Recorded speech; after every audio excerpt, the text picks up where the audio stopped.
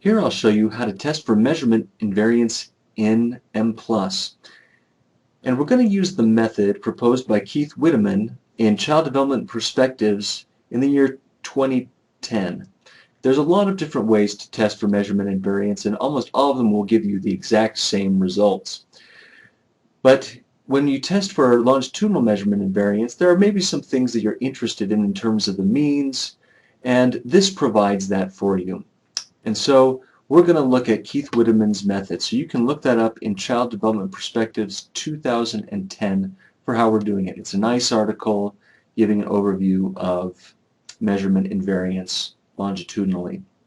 We're going to be using father involvement data. Father involvement data at age 12 and 14. We have three indicators.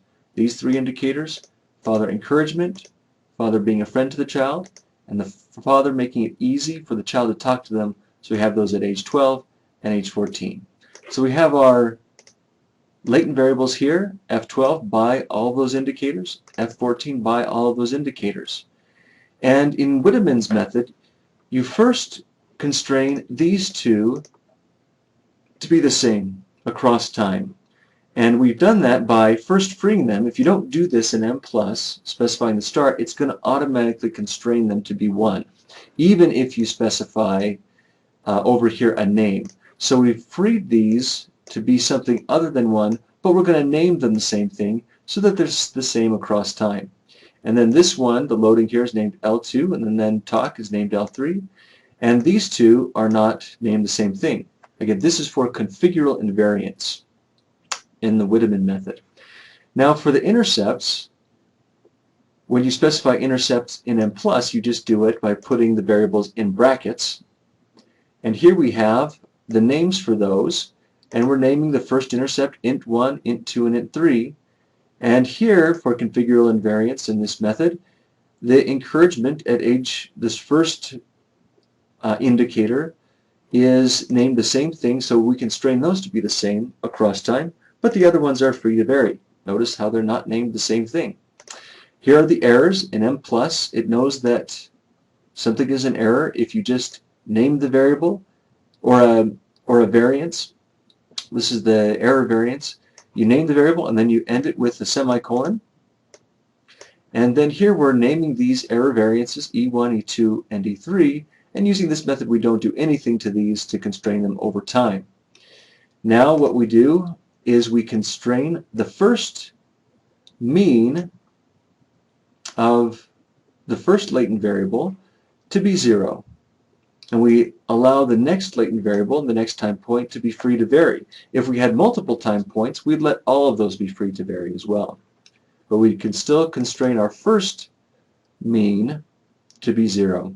And here we have the variance of this first latent variable, age 12, constrained at 1. So essentially we have standardized this latent variable, and then we let the other one be free to vary.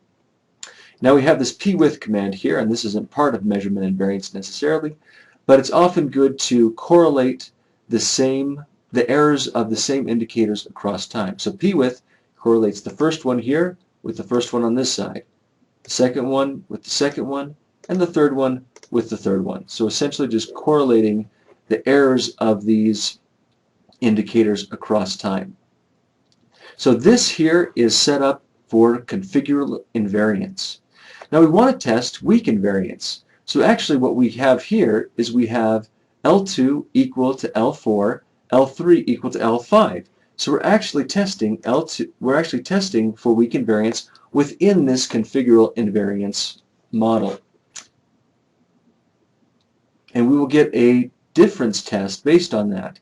Now we also want to get the CFI difference for that, and so we're going to have to make note of the CFI across time as well.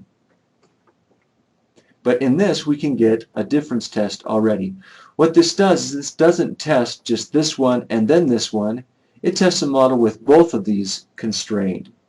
So we're going to get the output for the model we've specified here. It's then going to fit this model with these constraints, and then it's going to give us a difference test, but it's not going to show us the values and the estimates and other model fit information for that model. I'm going to go ahead and save this as something different in my video, and fit that model. So we can look down here now, and we can see our wall test of parameter constraints. It is not significant. In other words, the model constraining those loadings does not fit the data significantly worse than the model when they're not constrained. And because it doesn't fit any worse, we would choose to constrain those for parsimony's sake, but also because we want to see whether or not these constructs are the same across time. You can see here our CFI is great at 0.997. We could go down here and look and see that the mean of father involvement at 12 is 0, like we constrained it, and this one was free to vary, and so it's negative 0.208. And you can see that that is significant. That's significantly different from 0. So we may conclude that because this is significantly different from 0, it must be significantly different from this. That would be the case if they were the same, but we don't know that yet. We have to at least reach strong invariance in order to conclude that they are different from each other. The means are different from each other because they might be different from each other in a whole host of other ways. They might be conceptually different from each other, qualitatively different, and therefore a significant mean here, mean significantly different from 0, you wouldn't conclude that they are different from each other because they're not the same variable. Okay, let's close this. Now let's test for weak invariance. We'll create a weak invariance model here by constraining these to be the same. So now the second one, this was already named L2, now this is named L2 as well, so the loadings will be constrained. L3 and L3, now we've constrained these loadings. And we won't touch anything else in this model, but what we will do is, because we want to test for strong, we'll copy this, put it in here. We want int2 equal to int4, int3 equal to int5. And we've just constrained this intercept to be the same as this one, and this one to be the same as that one. We can save that, fit that model. Let's go down and look at our wall test of parameter constraints. It's marginally significant, but we probably wouldn't conclude, if it's not less than 0.05, that it's significantly different. Now we can look at the CFI and see what it looks like, and the CFI is actually improved here to 0.999. There's been a lot of research on the CFI and how it relates to measurement invariance and what would be considered a big enough drop in CFI to consider that the comparative model is worse fitting, and that is 0.01. So if we see a CFI drop of above 0.01, then we may conclude that in fact they are different, that the model did fit it worse. But we actually have an increase in model fit here in the CFI. Now let's look at strong. I'm going to fit a strong model now. So I'm going to constrain these to be the same by naming them the same. And we're going to test strict invariance by looking at E1 here. E1 constrained to E4. E2 constrained to E5.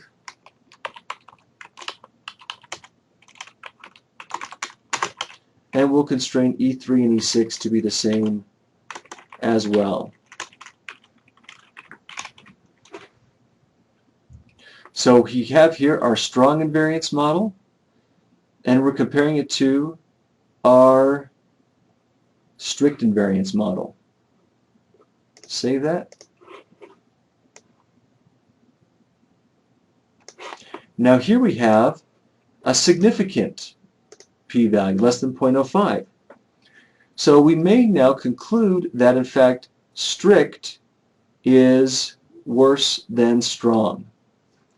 Here we have the strong, at 0.996, and we would compare that to the 0.999 which we saw before.